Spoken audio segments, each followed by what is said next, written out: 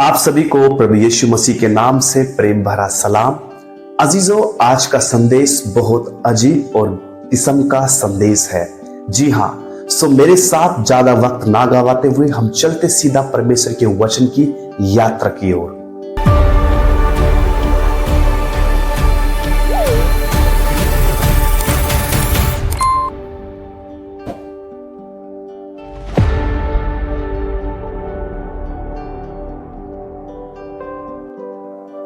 जैसे कि आपने देखा थंबनेल के अंदर में, वैसे ही कुछ आज हम सीखने के लिए जा रहे हैं अपने जीवन में। जी हाँ, कई बार हम जहां पर जाना नहीं चाहते, कई बार जहां हम पसंद नहीं करते, परमेश्वर वहां पर हमें भेजते हैं। जी हाँ, जब हम पढ़ते हैं उत्पत्ति की पुस्तक उसका 16 अध्याय और उसकी जब हम 9 और 10वीं आयत को जब देखते हैं तो यहां पर एक घटना घटी कि एक हाजिरा नाम की एक स्त्री थी जो मिस्र की दासी थी और ये अब्राहम की पत्नी की दासी थी। अब्राहम की पत्नी से बहुत झगड़ा हुआ, क्लेश हुआ, बहुत कुछ यहां पर लिखा और हाजिरा नाम की स्त्री यहां से भागने का विचार बनाया और भाग भी गई। कारण यह था कि उसको बहुत निंदा करी, उसकी बेइज्जती करी, उसको तुच्छ समझती थी, उसको छोटा समझती थी, यानी कि बहुत सारी यहां पर कुछ दिक्कतें हुई इस हाजिरा नाम की स्त्री के साथ में। अब होता क्या है, ये स्त्री जो है वो अपना तामझाम उठाती है और चली जाती है जंगल में। जंगल में जब जाती है तो वहां पर एक कुएं के पास से बैठ जाती है और बस पुकारती रहती है परमेश्वर को कि प्रभु आपने मुझे इतना दुख भेजा, मुझे मतलब अपने परमेश्वर को रोना सुनाती है, अपने हाल सुनाती है कि कहां है परमेश्वर, आप मेरी प्रार्थना नहीं सुन रहे या आप मेरे से दूर चले गए हो। ये सब बातें ये स्त्री परमेश्वर को बता रही होती है। उसी दौरान होता क्या है, एक परमेश्वर का दूत, स्वर्गदूत वहां पर उतरते हैं और उससे बात करते हैं। 9वीं आयत में पढ़ूंगा उत्पत्ति की पुस्तक उसका 16 अध्याय और 9 और 10। यहोवा के दूत ने उससे कहा, अपनी स्वामी के पास लौट जा और उसके वंश में रह। 9वीं आयत में लिखा है कि उस स्वर्गदूत ने उस स्त्री से कहा, अब वापस उठ, अपना तामझाम ले और वापस अपनी स्वामी के, अपने मालकिनी के पास वापस जा।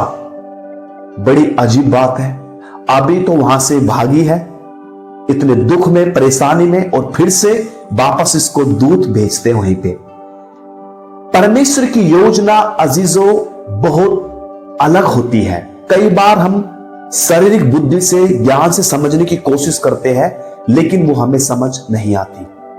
इससे कोई फर्क नहीं पड़ता कि आप परमेश्वर के दास हो या आप उसके सेवक हो या उसकी संतान हो या फिर आप कोई भी हो इस वक्त जो सुन रहे हो। परमेश्वर की योजना आपके जीवन पर भी है। वैसे ही जब हमने इसके देखा तो परमेश्वर के दूत ने वापस इसको भेजा, जा। तो कहने का अर्थ है परमेश्वर की योजना बहुत ही अजीब है सब इंसान के पीछे। तो वही मैं आपको बताने के लिए जा रहा हूं, बने रहे इस संदेश में। तो वैसे ही एक परमेश्वर का जन जिसका नाम योना था, परमेश्वर उसको भेज रहे हैं निनवे, लेकिन वो जा रहे हैं तर्शीश को। होता क्या है, परमेश्वर से भाग रहे थे, उसकी योजना से भाग रहे थे।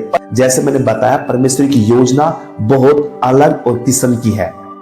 तो ये परमेश्वर की योजना से भाग रहे थे, उद्देश्य से भाग रहे थे और चले गए तर्शीश की ओर। वहां पर जब चले तो गए, बहुत दुख परेशानी आए, जैसे तैसे भी हुआ।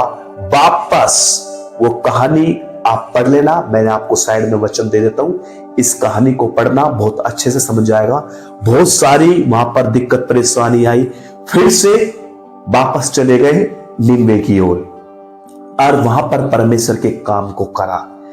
अब जब ये स्त्री जो भागी थी, अपनी स्वामी से भागी थी जंगल में, एक दूत आते, एक फरिश्ता आता है और उसको बोलते हैं वापस जा।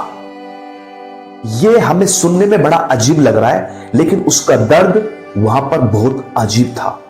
उसका दर्द कोई नहीं समझ सकता था। और लिखा है कि वो जो हाजिरा थी वो गर्भवती थी और उस हाल में वो भाग रही थी। जंगल में पुकार रही थी, किसी को हेल्प के लिए बोल रही थी, लेकिन वो दुख से भागी थी, सताव से भागी थी, निंदा से भाग रही थी। और 10वीं आयत बड़ी जोर देती है इसको और कहती है कि इसको बल देती है। यहां पर इस प्रकार से लिखा है, 10वीं आयत मैं आपके लिए पढ़ने जा रहा हूं। लिखा है, और यहोवा के दूत ने उससे यह भी कहा, मैं तेरे वंश को बहुत बढ़ाऊंगा।